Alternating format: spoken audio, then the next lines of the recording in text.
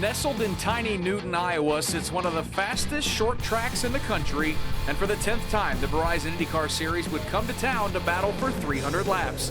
Nick Yeoman from IndyCar Radio here once again with your highlights. Sunday's undercard featured a 100-lap battle for the Indy Lights Series presented by Cooper Tires. The field was set by points due to heavy morning showers, but when the green flag flew, it was the drivers starting in row 3 that would charge to the front. Velarde Auto Racing driver Zach Veach looked poised to pick up his second race win of the year as he charged to the lead. With just 2 laps to go, however, Veach would catch the lap car of Neil Alberico at the wrong time, and that opened the door for Carlin Racing's Felix Sorales. After completing the daring pass, the Puerto Rican driver would hold on to score his 3rd career win. Later that afternoon, it was time to go racing for the Iowa Corn 300 as Andretti Autosport looked for an impressive 7th straight win at Iowa Speedway. Simon Pagenaud would lead the field to the green, but quickly Josef Newgarden would establish that he would be the man to beat. As Newgarden would set sail, some drivers, such as Takuma Sato, would feel less than comfortable with the ever-challenging traffic Iowa Speedway is known for.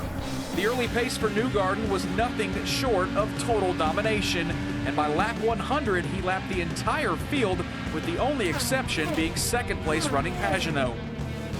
On lap 110, major issues for 3-time Iowa race winner Ryan Hunter-Reay as he grenades an engine down the backstretch, bringing out a caution to go along with a massive ball of fire and smoke. With wave-arounds, the race would restart with 11 drivers back on the lead lap, but once again, Newgarden would show the way in his Fuzzy's Vodka Chevrolet. Fast forward to lap 180 and race-ending problems for Juan Pablo Montoya. His Chevrolet engine loses power, bringing out a caution and forcing Montoya to finish 20th.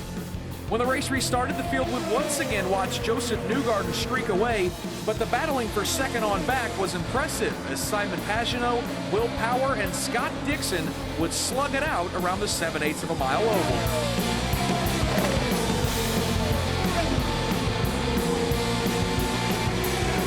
Just 54 laps to go, a solid day would slip away for rookie Max Chilton as his Chevrolet would spin off of turn number 2.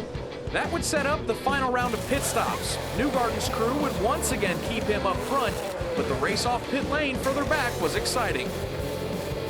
The final restart of the day would come with 40 laps to go, and it provided Scott Dixon and the rest of the leaders one last shot to get around Newgarden. The bigger concern for Dixon in the final laps wasn't as much catching Newgarden, but holding off Will Power. In the closing laps, the Verizon Chevrolet would charge, first picking off Simon Pagenaud, and moments later, Power would squeeze by Dixon to grab second. This day, however, would belong to Josef Newgarden.